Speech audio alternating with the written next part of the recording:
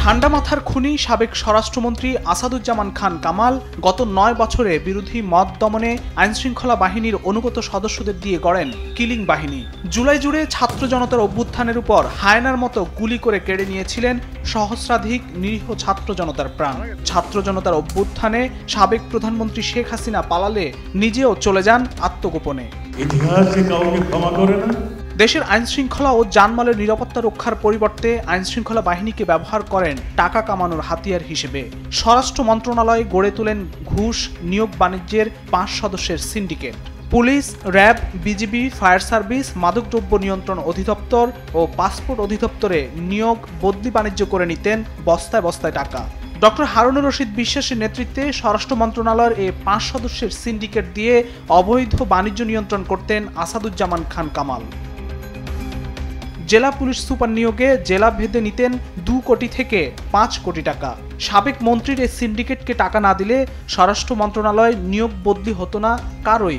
Gazipur metropolitan police commissioner হিসেবে মোল্লা নজরুলকে নিয়োগ দিতে কামাল নিয়েছেন ৫ কোটি টাকা। বিভিন্ন এনজিও নো অবজেকশন সার্টিফিকেট নিতে আসাদুজ্জামান কামালকে দিতে হয়েছে ৮০ লাখ থেকে ১ কোটি টাকা।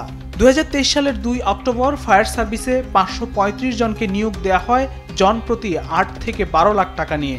এসব বাণিজ্যের কারণে স্বরাষ্ট্র মন্ত্রণালয় কামাল হারুন সিন্ডিকেট ছিল বেশ আলোচিত। নিয়োগ বদলি ও ঘুষের টাকা নেওয়া হতো আসাদুজ্জামান কামালের ফার্ম গেটের বাসায়। মন্ত্রণালয়ের এমন নিয়োগ বদলি আর ঘুষ বাণিজ্য করে ৯ বছরে কামাল হারুন সিন্ডিকেট হাতিয়েছেন হাজার কোটি টাকা। সারা দেশে একদিকে মাদক নির্মূলের কথা বলা হতো, কিন্তু মাদক নিয়ন্ত্রণের কথা বলা হলেও অবাধে সীমান্তে রাতের আধারে ছেড়ে দেওয়া হতো মাদকের অনুপ্রবেশ। আর দেশে মাদকের ৫০% নিয়ন্ত্রণ করত স্বৈরাচার শেখ হাসিনার ঠান্ডা মাথার খুনি আসাদুজ্জামান কামাল। সারা দেশে মাদক ও তার সিন্ডিকেট নিয়ন্ত্রণ করে কামালের ৯ বছরে আয় হাজার কোটি টাকার বেশি। আসাদুজ্জামান কামাল পাসপোর্ট অফিসে নিয়োগ বদলি বাণিজ্য থেকেও হাতিয়েছেন শত শত কোটি টাকা। এই খাতে সারা দেশে দালাল সিন্ডিকেটের নিয়ন্ত্রণও করত কামালের অনুগত কর্মকর্তারা।